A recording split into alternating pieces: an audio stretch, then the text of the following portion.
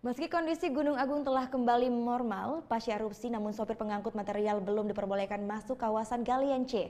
Hal ini mengundang aksi protes para sopir material asal Buleleng, Bali. Aksi protes dilakukan puluhan sopir yang tergabung dalam Persatuan Sopir Material Buleleng dengan mendatangi kantor Bupati pada Senin siang. Aksi dilakukan karena hingga saat ini sopir pengangkut material tidak diperbolehkan mengambil pasir oleh pengusaha pasir di sejumlah kawasan Galian C di Karangasem. Para sopir ini pun meminta kejelasan Bupati Buleleng yang sebelumnya telah berkoordinasi dengan pemerintah Karangasem. Menanggapi aksi protes puluhan sopir, Sekretaris Daerah Buleleng Dewa Ketut Puspake mengaku akan memfasilitasi dan melayangkan surat ketiga ke pemerintah Karangasem serta meminta bantuan ke Pemprov Bali.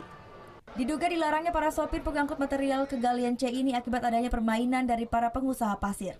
Jangan sampai ada situasi yang kondisi Karangasem ini dimanfaatkan untuk hal-hal yang tidak baik, yang dampaknya jelek terhadap perekonomian kita. Tadi disampaikan banyak sekali kan ekses-ekses yang terjadi, termasuk program-program pemerintah juga akan terganggu. Karena banyak juga pemerintah membutuhkan material. Nah, sehingga nanti kalau regulasinya udah jelas, payung hukumnya udah jelas, semua mentaati, saya pikir persoalan-persoalan sosial juga bisa ditekan. Padahal kondisi Gunung Agung telah kembali normal, namun para sopir ini masih belum bisa mengambil pasir langsung ke Galian C. Bahkan beberapa dari sopir mengaku dipaksa untuk membeli pasir di depo dengan harga yang lebih mahal dan kualitas pasir yang buruk. Status Gunung Agung awas, kita dengan depo membuat kesepakatan. Sopir Singaraja menghargai juga sopir di sana ngambil di depo bawa ke Singaraja.